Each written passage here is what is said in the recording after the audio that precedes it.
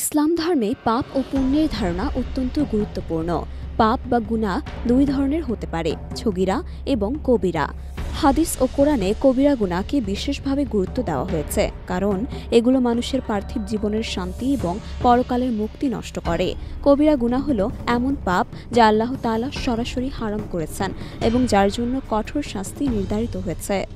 ইবনে ওমর রাদিয়াল্লাহু তাআলা আনহু থেকে বর্ণিত হাদিসে নবী করিম সাল্লাল্লাহু আলাইহি ওয়াসাল্লাম ৯টি কবিরা গুনাহ সম্পর্কে উল্লেখ করেছেন। এগুলো হলো আল্লাহর সঙ্গে শিরক করা। শিরক হলো আল্লাহর সঙ্গে অন্য কাউকে শরিক করা, যা ইসলামের সবচেয়ে বড় পাপ। আল্লাহ তাআলা শিরককে ক্ষমা করবেন না বলে কোরআনে ঘোষণা দিয়েছেন। নিরপরাধ মানুষ হত্যা।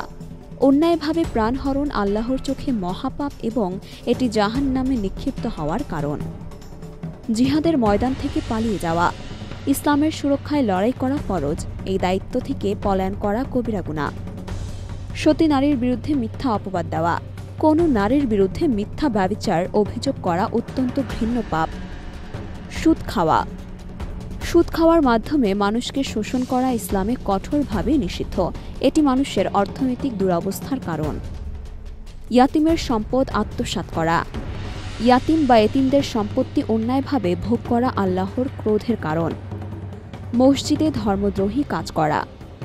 মসজিদ হলো আল্লাহর ঘর, সেখানে যে কোনো ধরনের অশুভ বা অপবিত্র কাজ কবিরা গুনার মধ্যে পড়ে। ধর্ম নিয়ে উপহাস করা। ইসলামের বিধিবিধান নিয়ে ঠাট্টা বিদ্রূপ করা আল্লাহর প্রতি অবজ্ঞা প্রদর্শন। পিতামাতার সঙ্গে অসৎ আচরণ। পিতামাতার সেবা এবং তাদের প্রতি সদাচরণ করা ফরজ। তাদের সঙ্গে দুর্ব্যবহার করলে জান্নাতের পথ বন্ধ হয়ে যায়। কবিরা গুনাহ হয়ে গেলে হতাশ হওয়া নয়, বরং আল্লাহর কাছে তওবা করা এবং ক্ষমা প্রার্থনা করাই হলো মুক্তির পথ। রাসূলুল্লাহ সাল্লাল্লাহু আলাইহি ওয়াসাল্লাম বলেছেন, যদি কেউ গুনাহ করে ফেলে, তারপর পবিত্রতা অর্জন করে, 2 রাকাত সালাত আদায় করে এবং আল্লাহর কাছে ক্ষমা প্রার্থনা করে, তবে আল্লাহ তাকে ক্ষমা করে দেন।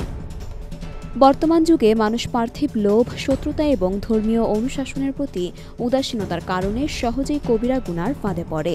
প্রযুক্তি ও অর্থনীতির অগ্রগতির যুগে সুদ, শিরক এবং পিতামাতার প্রতি অবহেলা ব্যাপকভাবে দেখা যায়। এই পরিস্থিতিতে মানুষের মধ্যে ধর্মীয় চেতনা বৃদ্ধি এবং পাপ থেকে মুক্ত থাকার জন্য তওবার গুরুত্ব বারবার মনে করিয়ে দেওয়া প্রয়োজন। কবিরা গুনাহ শুধু একজন ব্যক্তির জীবনে নয়, পুরো সমাজের শান্তি ও স্থিতিশীলতা বিনষ্ট করতে পারে। ইসলাম মানুষকে সতর্ক করেছে এবং পথ দেখিয়েছে তওবার মাধ্যমে মুক্তি লাভের। তাই একজন মুমিনের কর্তব্য হলো পাপ থেকে বিরত থাকা এবং যদি কোনো ভুল হয়ে যায় তবে সঙ্গে সঙ্গে আন্তরিক তওবা করা। হাদিসের বাণী অনুসারে আল্লাহ ক্ষমাশীল এবং তার রহমত সব পাপের চেয়ে বড়।